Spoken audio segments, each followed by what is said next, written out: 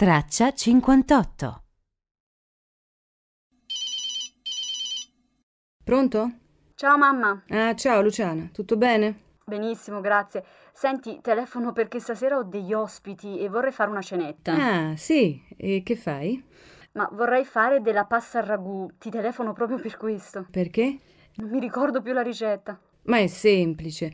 Dunque, tu prendi una cipolla, uno spicchio d'aglio, Mhm. li tagli a pezzettini Sì. e poi tagli anche a pezzettini una carota e una costa di sedano Mhm. e fai rosolare tutto in un po' d'olio. In un po' d'olio, sì. Dunque, cipolla, carote ed aglio. Sì, e Mhm. anche una costa di sedano. E sedano, ok. E sì, e quando sono ben rosolati aggiungi della carne macinata. Quanta carne macinata? Beh, quanti siete? Siamo in 6. In 6. Beh, allora mezzo chilo basta. Va bene. Quando vedi che la carne è cotta, aggiungi sale e pepe e mezzo bicchiere di vino.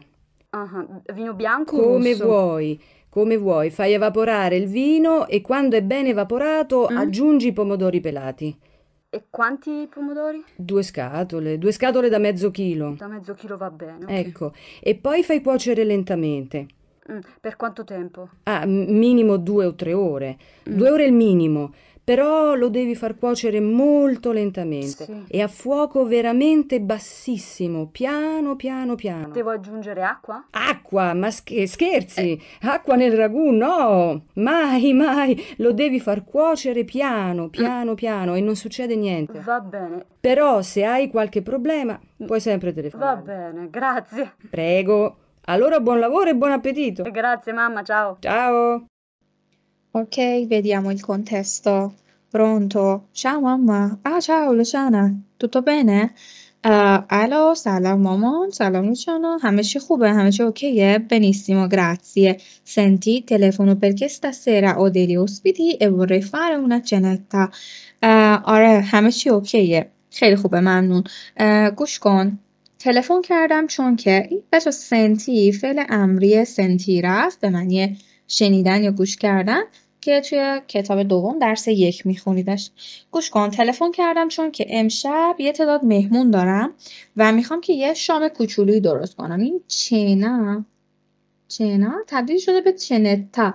پسوند اتا و اتو پسوند کوچیک کننده است. یعنی داریم که یه شام کوچولویی میخوام درست کنم. سی که فای آها خب واقعا چی میخوای درست کنی؟ Ma vorrei fare della pasta al ragù. میخوام یه کمی پاستا با راگو درست کنم. Ti telefono proprio per questo. دقیقا واسه همین بهت زنگ زدم. Proprio per questo میشه دقیقا به خاطر همین. perché? چرا؟ non mi ricordo più la ricetta. دیگه دستور پختش یادم نمیاد. یادم نیستش. Ma è semplice. ولی خیلی آسونه. Dunque, tu prendi una cipolla, uno specchio d'aglio, li tagli a pezzettini e poi tagli anche a pezzettini una carota e una costa di sedano e fai rosolare tutto in un po' d'olio. خیلی ساده است. ببین یه پیاز specchio میشه حبه. یه حبه سیر specchio d'aglio.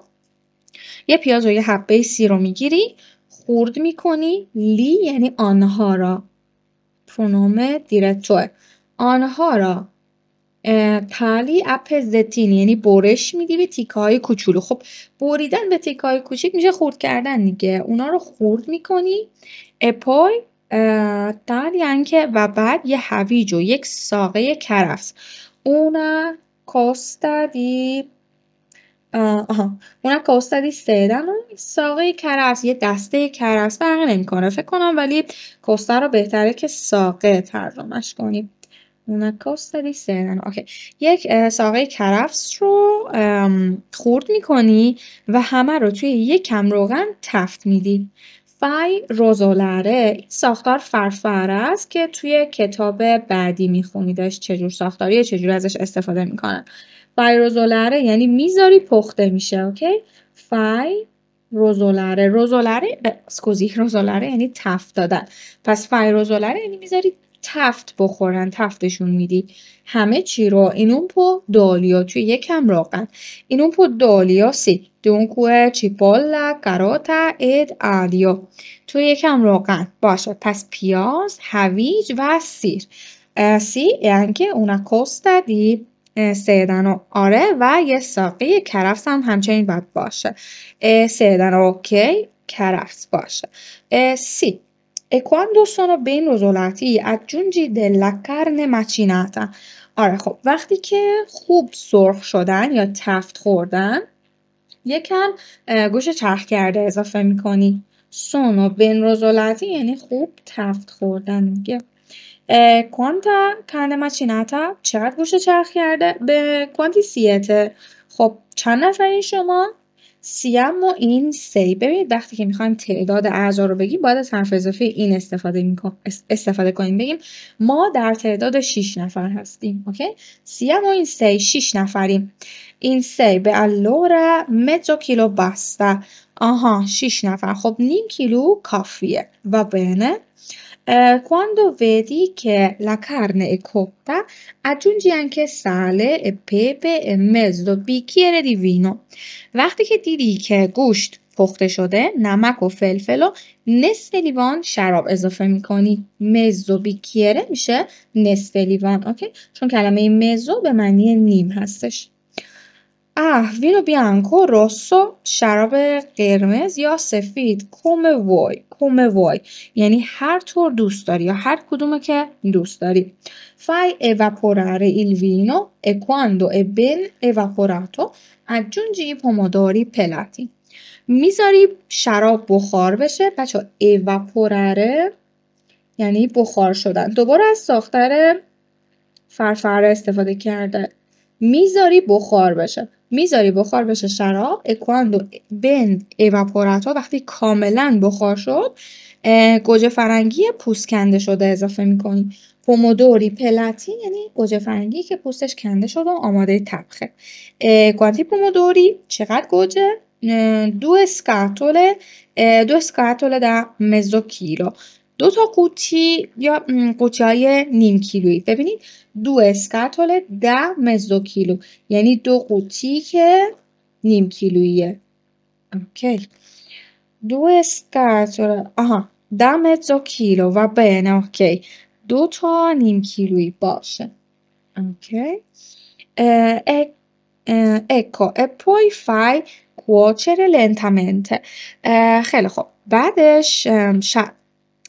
بعدش میذاری که به آرومی پخته بشه با حرارت کم. fai cuocere lentamente یعنی بعدش میذاری که آروم بپزه به آرامی. fai cuocere دوباره ساختار فرفره میذاری بپزه. per quanto tempo خب چقدر باید بپزه؟ واسه چند وقت؟ minimo 2 o 3 ore حداقل 2-3 ساعت. 2 o 3 ore 2 ore è il minimo. 2 ساعت حداقله. però lo devi far cuocere molto lentamente. ولی اونو باید بذاری خیلی آروم بپزه. a fuoco veramente basso روی شعله‌ای که واقعاً bassissimo یعنی خیلی پایینه. basso میشه کم، bassissimo میشه خیلی کم، خیلی پایین. piano piano piano یعنی آروم آروم آروم. اوکی؟ quindi fuoco رو داشتیم به معنی شعله. far cuocere devi far cuocere بذاری بپزه. باید بذاری بپزه. دوباره ساختار فرفره. devo aggiungere acqua باید آبم اضافه کنم. acqua ma scherzi?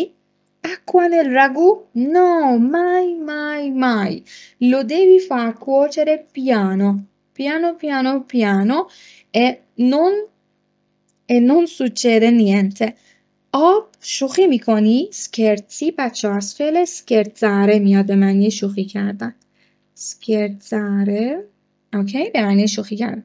داری شوخی میکنی؟ acqua nel ragù این آب رو میخوای توی راگو بریزی؟ نه هرگز.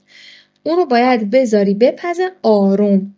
لو به همین راگو برمیگرده معنی آن را. آن را devi far cuocere باید بذاری بپزه آروم آروم آروم و non succede niente هیچ اتفاقی هم نمیافته. منظورش اینه که نگران نباش، نمیسوزه هیچی اگه بذاری آروم بپزه. Va bene, ok. Però se hai qualche problema puoi sempre telefonarmi. ولی اگه یه مشکلی داشتی همیشه میتونی دوباره بهم زنگ بزنی. اوکی. Va bene, grazie. باشه ممنون. Prego. Allora buon lavoro e buon appetito. قابلی نداشت. پس موفق باشی و نوش جان. Buon appetito که میشه نوش جان. Buon lavoro هم یعنی موفق باشی دیگه، خوب پیش بره کارت. Grazie mamma. Ciao ciao.